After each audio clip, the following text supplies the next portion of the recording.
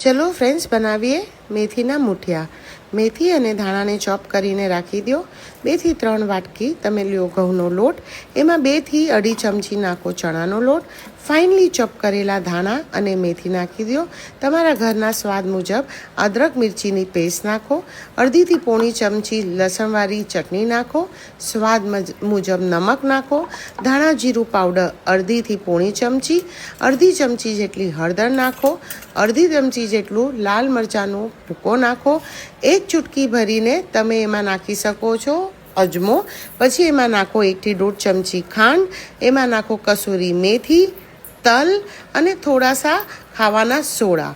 બધાને મિક્સ કરી હલકું પાણી છાંટી અને તમે એનો લોટ બાંધો. લોટ બહુ ઢીલો ના રહી જાય ફ્રેન્ડ્સ, એનું ખાસ ધ્યાન રાખજો. તમારા મૂઠિયા વળવા જોઈએ સરખી રીતે, એનું ખાસ ધ્યાન રાખજો.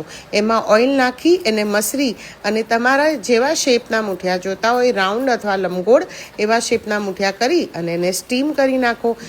15 થી 20 મિનિટ સ્ટીમ કર્યા પછી ચાકુ લગાડીને જોઈ શકો છો કે તમારે ચાકુમાં લોટ ચીપકીને નથી આવતો, એનો મતલબ તમારા મૂઠિયા રેડી થઈ ગયા છે. હવે એને કટ કરી નાખો રાઉન્ડ શેપમાં અને પછી એક કઢાઈમાં મસ્ત 2 થી 4 ચમચ સુધી ઓઇલ લો. એમાં રાઈ નાખો, તલ નાખો અને એનો વઘાર કરી દો ધીમા. ગરમા ગરમ ચા સાથે એની મજા માણો. Thank you friends.